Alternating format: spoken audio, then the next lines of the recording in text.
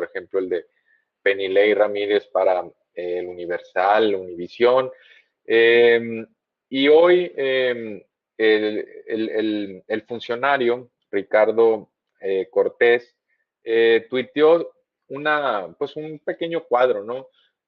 Había acusaciones de que la OMS y por supuesto su órgano o su brazo panamericano no estaba autorizando vacunas como CanSino o vacunas como Sputnik. Y bueno, salieron a desmentir quienes son las voces autorizadas en este tema y decir que algunas de esas vacunas que supuestamente pues, están reconocidas por la Organización Mundial de la Salud, pues a decir que es falso, ¿no? Que haya ciertas prerrogativas del organismo multilateral para hacerlo, ¿no? Esa información, por ejemplo, dice el doctor Héctor Frisby, que es información falsa y dañina para la pandemia, ¿no? Y ese mismo tuit lo retoma Ricardo Cortés Alcalá para decir que la OPS-OMS, el brazo panamericano de la OMS, no autoriza vacunas, ¿no? Agregando que la infodemia es impresionante y que hay gente que le gusta inventar noticias. El cuadro que tuiteaba el doctor, pues tiene que ver con algunos de las variantes chinas, de los laboratorios chinos, las farmacéuticas, y bueno, ahí más abajo venían algunos de los porcentajes de efectividad, el número, la cantidad de producción, el número de dosis que han logrado producir algunos de estos laboratorios. Y bueno, pues reiterar que ante la escasez de medicamentos o de vacunas, pues cualquiera de estas vacunas tiene una efectividad específicamente para casos graves y hospitalizaciones y funciones pues, bastante buenas, ¿no? Por supuesto, es una decisión personal el recurrir a estas vacunas, pero pues muchos médicos salieron pues a reiterar que si uno puede acceder a ellas, pues hay que hacerlo, ¿no? Incluso si hay nuevas variantes donde quizá la efectividad de estas vacunas puede estar variando y no ser perfecta, pero es mejor básicamente, mucho mejor diría yo, pues vacunarse a no vacunarse, ¿no? Entonces hay que ser un poquito más responsables. Y en esa línea, también en el siguiente objeto, en la siguiente cuadrito, vamos a ver un reportaje también que hoy publicó el periódico The Guardian, es una nota periodística, donde habla de todas las complicaciones que enfrentó la vacuna AstraZeneca y Oxford, pues primero para salir, ¿no? Y después para ser aceptada por el público. Hemos visto que muchos países, especialmente en Europa, pues rechazaron esta vacuna y prefirieron acudir a otras farmacéuticas ante la duda que existía sobre su efectividad en ciertos grupos poblacionales o sobre los efectos colaterales que tuvo, pues se aplicaron millones de vacunas y hubo algunos casos que supuestamente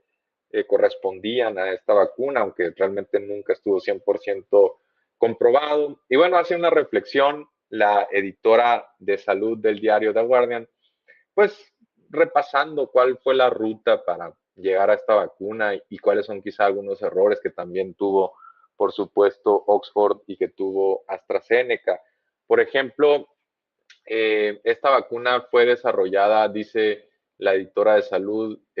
pues con un afán muy bueno, ¿no? De hacerla de bajo costo, manejable para prácticamente cualquier país, lograr una escala muy grande y de forma muy rápida. Entonces eso pudo haber hecho que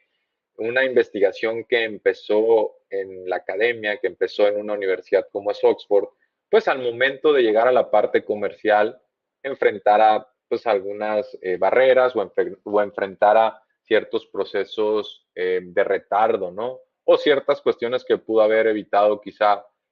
una farmacéutica un poquito más experimentada. Ahora, ellos buscaron a Merck, que es el distribuidor alemán, originalmente para entablar esta asociación,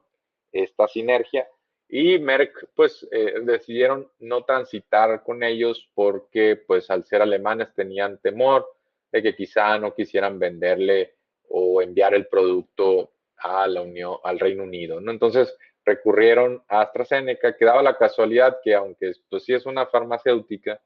no está especializada o ya incluso ya no tenía un brazo de vacunas, ¿no? De vacunación. Entonces eso, por supuesto, también causó cierto impacto, lo cual no quiere decir que la vacuna no sea efectiva, ¿no? Viene de una investigación robusta, de, por supuesto, de muchos ensayos, pero esto también pudo haber afectado, por ejemplo, cómo comunicaron o cómo, digamos, sometieron a consideración de las autoridades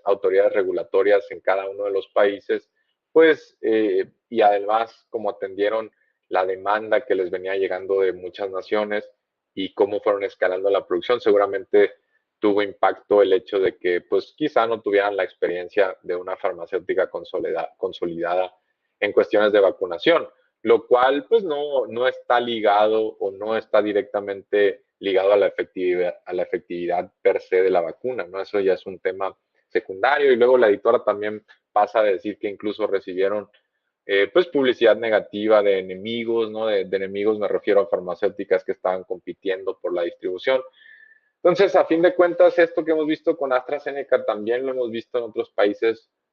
con CanSino, en el caso de China, con la misma Sputnik, donde en Argentina en particular se gestó una campaña particularmente de sectores ligados a la derecha políticamente, contra una vacuna pues, que ellos consideraban no había cumplido los estándares regulatorios y como venía de un país con cierto estigma, pues decían esta vacuna no es segura, ¿no? Entonces el grado también de confianza, de aceptación de la población se ve vulnerada por estos ataques mediáticos y en algunos casos podría favorecer a intereses corporativos, ¿no? De algunas de las farmacéuticas que finalmente quieren asegurar contratos con algunos de los países o también ante la alta demanda por algunos de sus productos, pues eso les daría mayor poder de negociación frente a los propios países a tal punto de que pueden subir sus precios y pues lograr, por supuesto, mejores términos para las utilidades de esa propia empresa. Esos son algunos de los problemas que nos enfrentamos cuando otorgamos a las farmacéuticas pues el atractivo de resolver esta pandemia o la vacunación pues a través estrictamente del lucro, ¿no? Entonces el mercado pues sí se encarga de hacer cierta asignación, pero además la asignación es un poco injusta en el sentido de que al subir los precios pues los países que pueden acceder a esos precios son los primeros que van a obtener las vacunas, los que pueden negociar por ejemplo a gran escala, que piden grandes paquetes, pues ellos van a ser los primeros atendidos. ¿Y qué es lo que sucede? Que entonces tenemos ciudadanos de primera y de segunda a nivel mundial, o de tercera o cuarta, en el caso de África, donde tienen que hacer una fila tremenda y hasta que ya prácticamente se hayan vacunado todos los residentes de los países desarrollados, pues entonces ya poco a poco van a ir empezando a vacunar a los pobladores africanos, incluso aunque estén entre los médicos vulnerables de primera línea, como también se les ha llamado,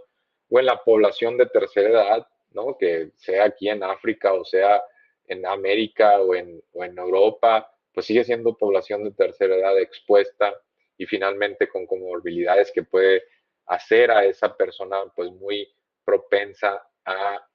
una vez que adquiere la enfermedad, pues ser muy vulnerable y elevar sus probabilidades de función, ¿no? Entonces, ese tipo de cuestiones éticas, morales, ese tipo de orden internacional es lo que pues tendríamos que analizar, cuestionar si realmente está siendo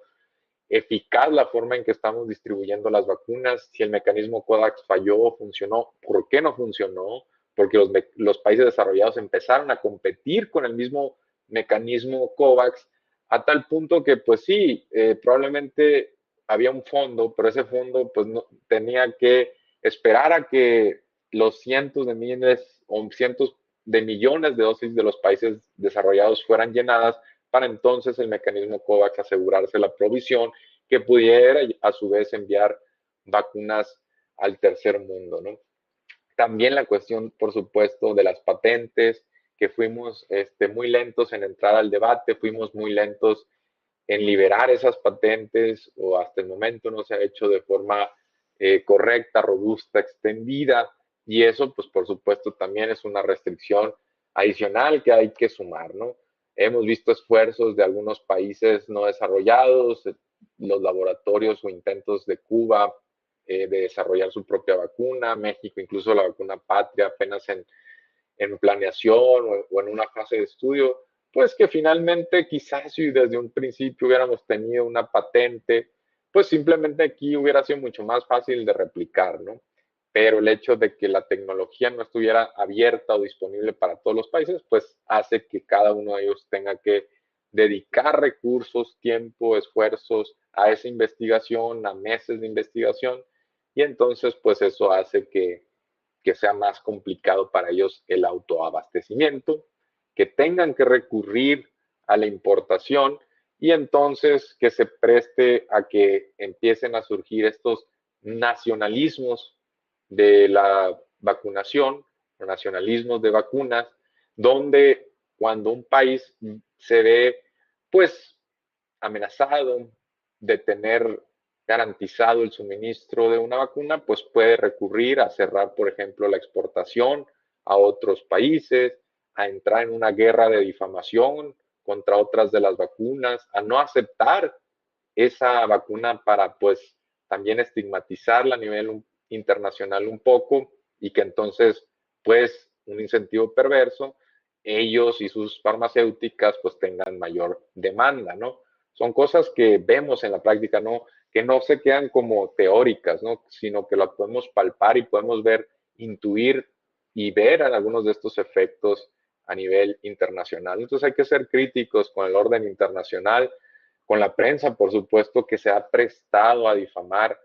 algunas de estas vacunas, su efectividad, causando estigmas o rechazo en la población y, por supuesto, el hecho de que le agreguemos complicaciones a un escenario de por sí difícil e incierto,